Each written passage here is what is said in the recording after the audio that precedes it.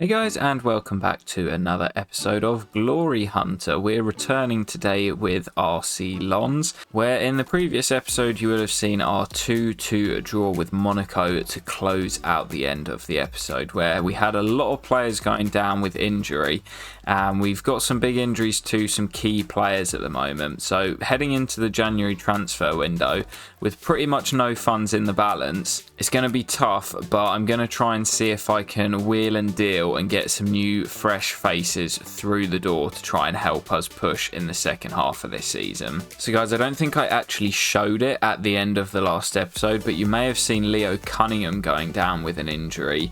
We obviously lost Ramiro Herrera with an ACL.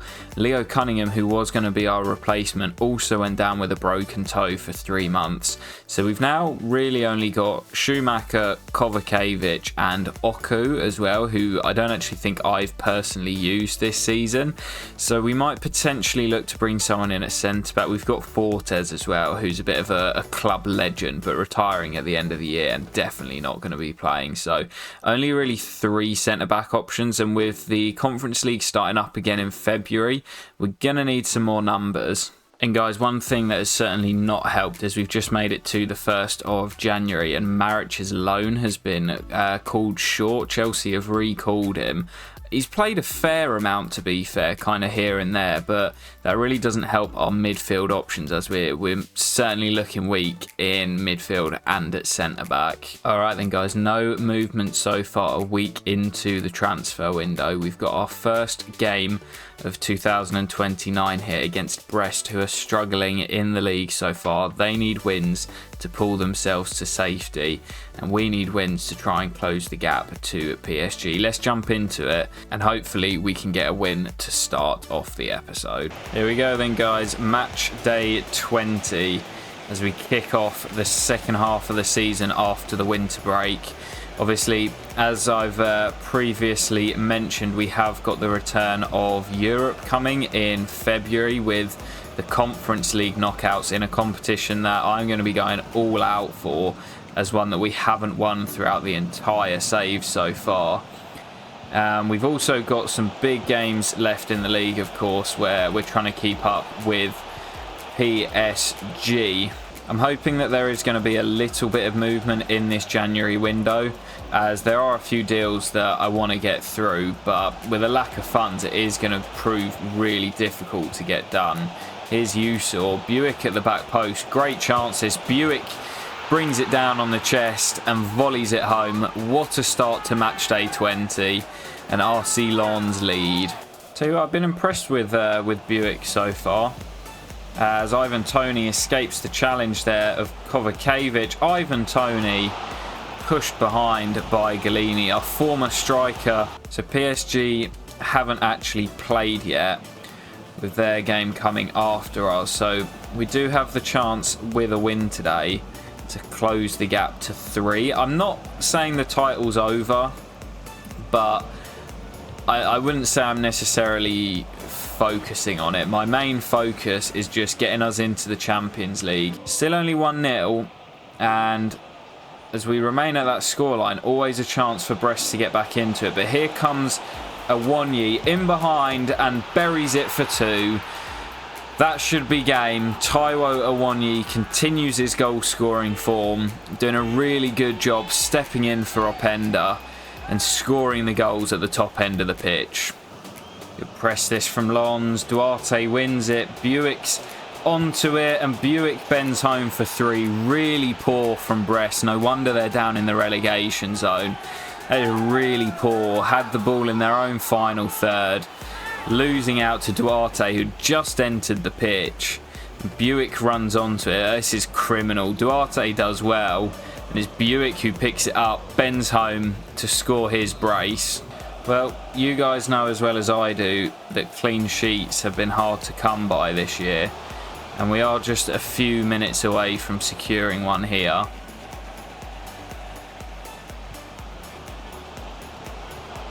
But here's Ivan Toney, and right on cue, our former striker in London pulls one back for the home side. Won't be anything more than a consolation, but no clean sheet once again for Lons. As I say, it won't matter as there is the full time whistle. Another 3 points on the board.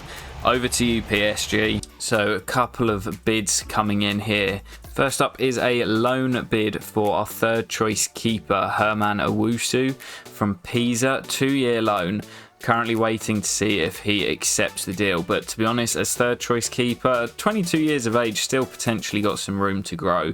I don't mind him going out and looking to get some first team football. Empoli are also currently negotiating with Frankowski.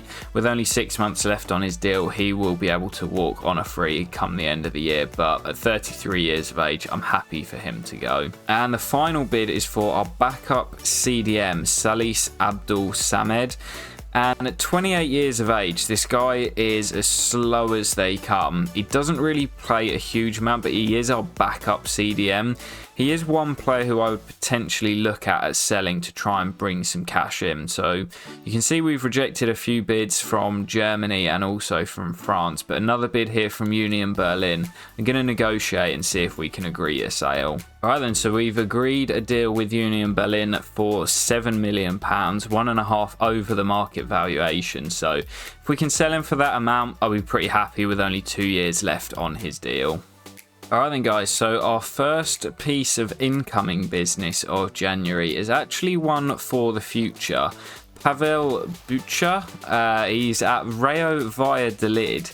He is a pretty well-rounded central midfielder. You can see he's kind of a jack of all trades. He is 30 years of age, but coming in as a squad player on just 18 grand a week. You can see he's very well-rounded and I think can do a job at centre mid, CDM and potentially even at centre back as well. So planning for the future, next year Pavel will come in and be a decent squad option for us.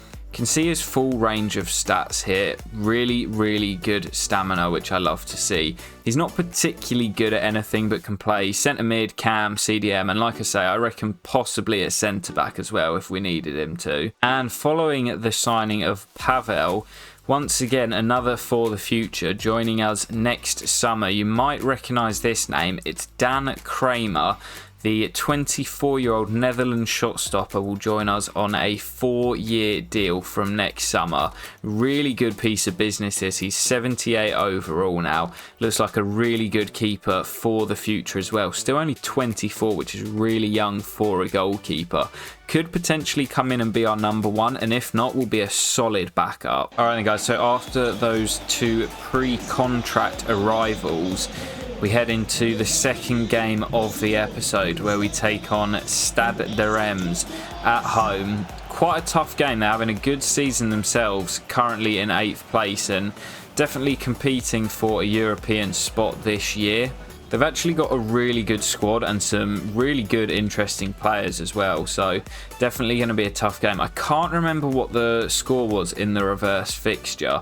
It might have been the game where they had a man sent off and we won pretty comfortably, or that may have been against somebody else. But I seem to remember us having quite a tough game. Yeah, it was this man, Kajust, who was sent off in the reverse fixture. And we were having quite a tough game and then we breezed it in the end against 10 men. So I'm expecting a tough game again here today, but we did have a good victory in the first game of the episode. Here's Leon Clerc just picking up the ball in a little pocket of space in that slightly more advanced midfield role as well. Now, playing a 3 in midfield, I do like having one of my midfielders slightly more advanced, and Leon is that man. And surely a penalty there as Ethan Ampadu with a crazy tackle. Is it going to be another red card?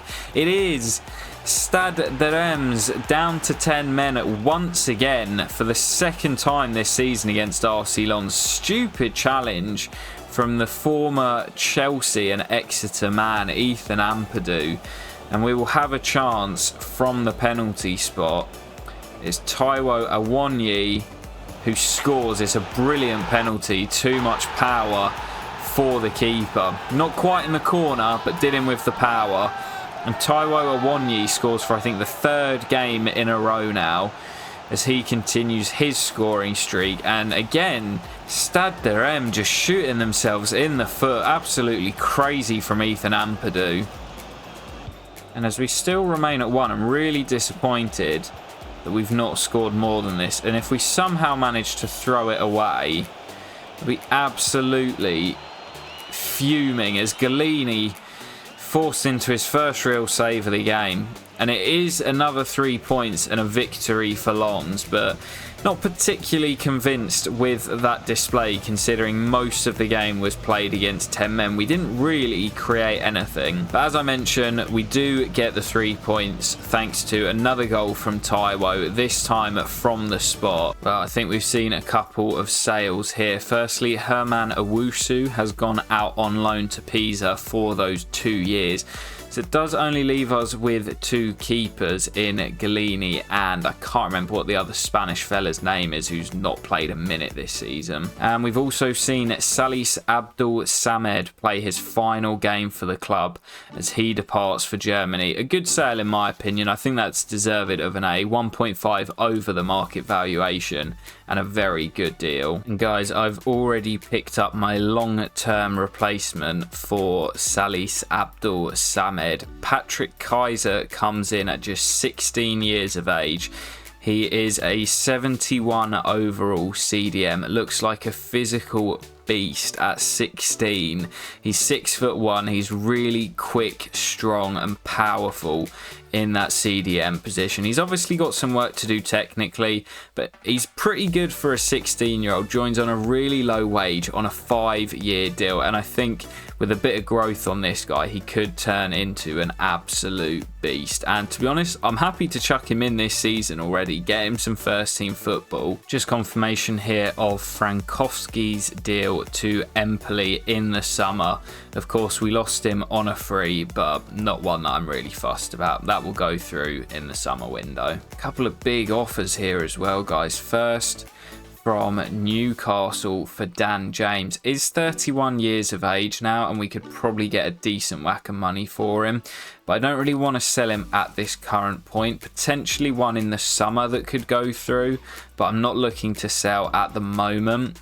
And Edson Alvarez as well, another one, 31 years of age now, but he is the absolute heart of our midfield in that deep lying playmaker role.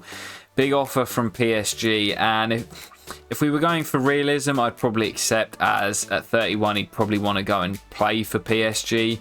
But I'm going to keep him here because I don't want to lose him. And guys, I've just completed my 3rd pre-contract deal of the January window. Not really something we've dabbled in this series, but bringing in 3 pre-contract players for next summer. This time it's Rasul Ndai, 27-year-old central defensive midfielder. And of course, we have Edson Alvarez. We've just brought in Patrick Kaiser.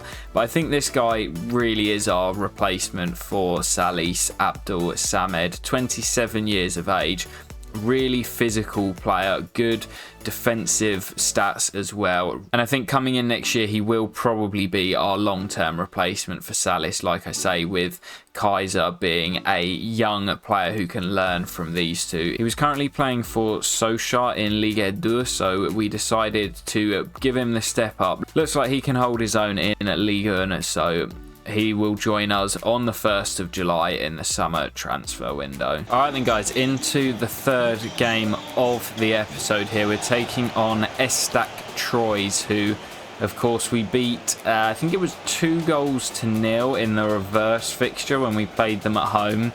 And they have of course got the absolute man mountain Isaac Toure at centre-back, who I would absolutely love to bring in.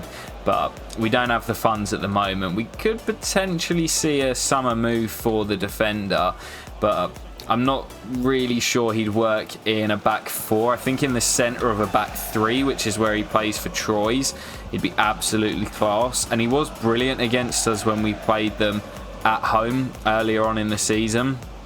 So we're looking for another victory here. We've been on good form. And I believe as we come forward here, brilliant build-up, and Taiwo scores again for, I think that's now the 4th or 5th game in a row. But I was just going to say, I think after this, I haven't had it as going into the game, but I think after this, we will have the first round of the French Cup that we enter, the Coupe de France. I'm not sure if it's the 2nd or 3rd round, but I believe it will be drawn pretty shortly after this game, as I think it's played in January. Buick down the left, chips it over the top for Fernandez. I'm out for goals today after that disappointing second half performance in the last game, and Taiwo's at it again.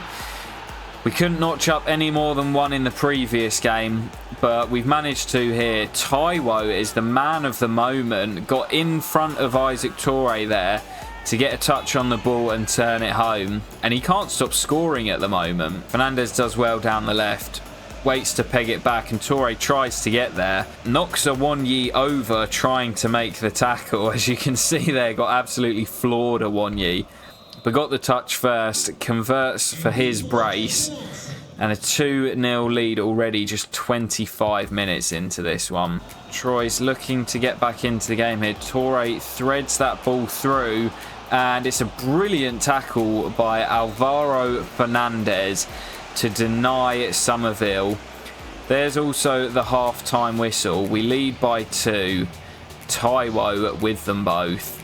And there's the full-time whistle, guys. It's a replica scoreline of the reverse fixture. A 2-0 victory for RC Lens. Fair play to Troyes. They are really, really tough to play against. They're kind of down the bottom of the league this year, but in both games we've struggled against them, but managed to get the 2-0 victory. Really happy with that. We're 3 wins from 3 in the league this year, but I don't know if it's going to be enough to catch PSG, because we need them to slip up by quite some distance now. Oh, and guys, I've literally just come out of the game and we've had some really fucking annoying news. Hugo Duarte, who I think had been getting quite a lot of football, has just been recalled by Leverkusen. Similar thing to what happened with Maric, but it's happened at such an awkward time. We've got like just over a week left of the window, and now we're going to have to try and bring someone in as backup in that centre mid role. So I've just simmed through, guys, and we've had the draw for the last 32 of the Coupe de France. You can see we've been drawn against second division side SM Cannes. Excuse my terrible French pronunciation, but it's a game we would expect to get through. And of course, although we may not win Ligue 1 this year, this is a competition that I definitely think we can get to the final of. There's not really any big fixtures between any of the other top sides in the top division, so I'd expect most of us will get through pretty comfortably, meaning that the last 32 is going to get pretty intense. But we've got this game up next before we get to deadline day. And guys, I've just brought in, before we get to this cup game, a replacement for Hugo Duarte. I apologise, it is another free agent, but we don't have any funds at the moment, so Iago Costa joins, and I think he could be really good backup to Leon Clerc. You can see the two there being compared. Clerc is obviously 7 years younger, but Costa only 25 years of age, and you can see pretty similar in stats to Leon Clerc, so can definitely play in that sort of slightly more attacking left centre mid role. So Duarte's gone back to Leverkusen, but we've replaced him with the Spaniard Costa. Alright then, we're heading into the round of 32 in the Coupe de France. We have made quite a few changes to the team. I'm a little bit worried that this could be a bit of a banana peel, and we could fuck it up, but we should be favourites for the game. Like I say, we've obviously made changes, but we do still have a strong lineup out there, especially our front three. Lois Openda also makes it to the bench as Costa has the first effort of the game. Openda back on the bench for today. I'm sure we'll get him out there at some point, as we want to get him back up to full fitness. And Frankowski captains the side today. Costa can bring it forward. Can he slide through Jankovic? It's a brilliant ball, and it's a brilliant save by the keeper and cleared away. David bringing it forward and finding Iago Costa, driving into the space. Still Costa. It's a good save by the keeper. Oh, Frankowski's caught out of position here. Sai for the home side. We're a little bit caught out here, and Hadjam does well, not once but twice, to get something in the way of the effort. Second half kicks off. As I mentioned as we went into the break, we've had most of the ball, And most of the goal mouth action has been up that end of the pitch, but we've not really been able to create anything so far. Just approaching the hour mark. Here goes Dan James. I think he's onside here, Dan James. He is. Lifts it to the back post for Costa. Oh, it's a brilliant save by Ahmed. Schumacher wins it back instantly. Now Kaiser into David. Here's Kaiser again, the young German, the 16-year-old Kaiser. Big save. It's James looking to get it up and over the wall. And it just had too much on it. Don't think the keeper was getting there. Free kick for the home side. Lifted into the middle and the man's got there, and Gomis making his first start today. Didn't look particularly comfortable with that.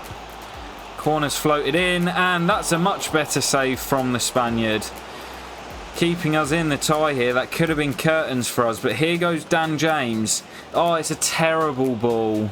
Onana into James. Now Costa. Nice bit of skill. Back to Dan James.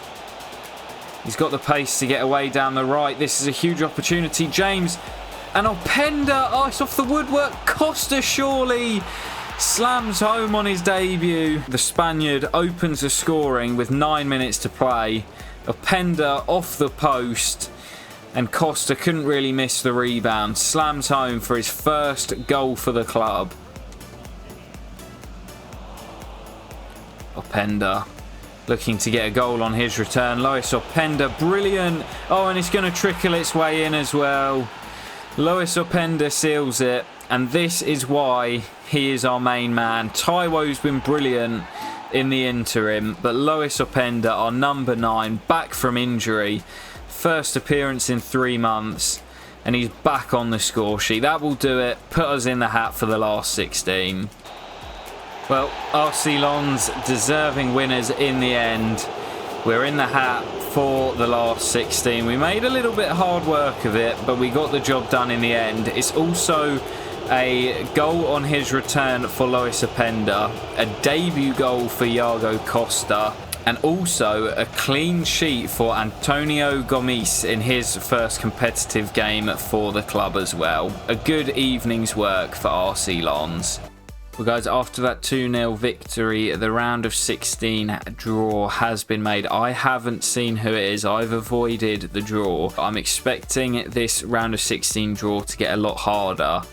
And RC Lens will be taking on... it's Montpellier.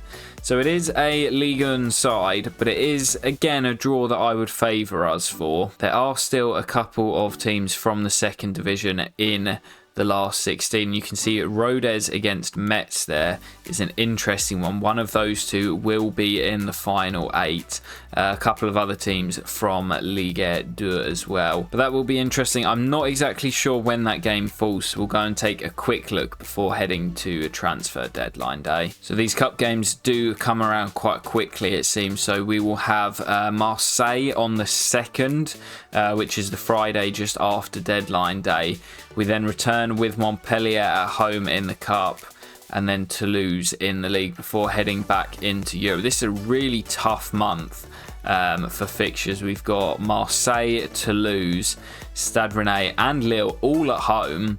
Montpellier in the cup, and both legs of the Alkmaar round of 16 Conference League tie. So really tough run of games in February, which could be season defining for us. So we've made it to transfer deadline day, guys, and I still think there's a few little deals that will go through before the day is out, so keep an eye out for them. I'll bring you any major developments. So our first bit of movement on deadline day is an incoming deal, and it's just a third choice backup keeper, young 19-year-old 6'5" Frenchman named Isaac Vidal. So guys, my final piece of business on deadline day is going to just be a little bit of backup at centre back with Simon Novak, a 19-year-old defender joining on a 5-year deal. You know how I love my young defenders. He's a left-footed, left-sided centre-back. As I mentioned, just 19 years of age, 72 overall, and with Herrera out for the remainder of the season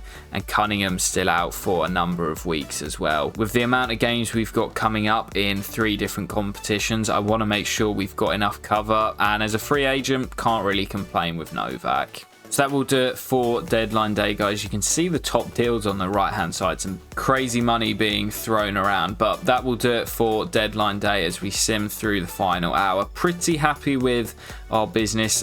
January was actually busier than I was expecting. Normally I keep the windows quite low key, but that will do it for the window. So that will be our squad for the rest of the season. And I think what we'll do is we will close out the episode with this Marseille game, as it was a cracker against them the last time we faced them at the Velodrome. So Marseille currently in 4th. We've got a little bit of a lead now on the teams above us, but still some way off PSG as we close out the remaining games. Match day 23 this, so we're slowly running out of games and fixtures. Marseille need to win this really to keep up any hope of catching us in the league. Here we go then, taking on Marseille. As I mentioned, we had that crazy game in the reverse fixture against them at the Velodrome, which I believe ended 4-3 in the end. We had the lead and lost it really late on, so don't be surprised if there's more goals in this one. Awonyi remains up top as I'm keeping faith with the Nigerian, as Buick nearly found him there with a wicked ball into the middle. Goes inside to Moses, and Taiwo's on the run away from Mark Gurhey, who has a pull of the shirt but can't get back at him. It's Taiwo Awonyi who carries on this ridiculous goal scoring run in the league. The breakthrough comes inside the first half an hour, gets away from Mark Gurhey, and it's a brilliant strike from Taiwo, who's now got his 9th goal in the league. Really good run of form, and I don't know what I'm going to do now that Lois Openda's back. It's going to be so hard to choose who starts in the league. Both of them have been on fantastic form. Buick not been able to shake off that injury. Not quite moving freely. Clerk dinks it out to Moses, who has Onana in support. It's a brilliant little cutback, and Onana slides it into the open net, wearing the armband in the absence of Seko Fofana, who we hope will be back in the next episode. But it's Onana who slides home to make it 2. Brilliant goal. Ball's over the top. I think he's onside there. Galini. Oh, Galini's not got there, and there goes the clean sheet. So way back into it for Marseille. Pablo Gavi with the goal. Scored in the reverse fixture. And Galini came out and didn't get there. Ball over the top just took out our whole defence. Galini came. I think it was Traore who flicked it on, and Gavi couldn't miss. Goal back for Marseille. Are they going to get back into it like they did at the Velodrome? Traore, danger here. Traore striding on, forces the save out of Galini. Still Openda onto his left foot, strikes it, and saved by the Marseille shot stopper. But there's the full-time victory. Another 3 points, which pushes us further away from Marseille and closer to Champions League qualification for next year. Well, as I mentioned, didn't quite have as many goals as the reverse fixture, but you can see it was just as even and just as fast-paced and frenetic. 2-1 to Lens on this occasion, and a big win, which moves us, as I mentioned, closer to a Champions League qualification for next year. Well then guys, that will do it for today's video. I hope you have enjoyed. It's been quite action-packed. We had the January transfer window, made some signings, and continued with our progress in the league. You can see we're still 7 points behind league leaders PSG, but we also have a 9-point gap over Stade Rennais in 3rd. You can see a lot of the teams below us quite tightly congested, but for us, we've got a nice big gap. So I wouldn't be surprised if we were locked into second for the remainder of this season. Does mean that we can focus on the Cup and of course the Conference League, which will both be back in the next episode as we look to fight on 3 fronts for a potential treble this season, our first in France. That will do it for today though, guys. I hope you have enjoyed, and I'll catch you in the next one very soon. Peace.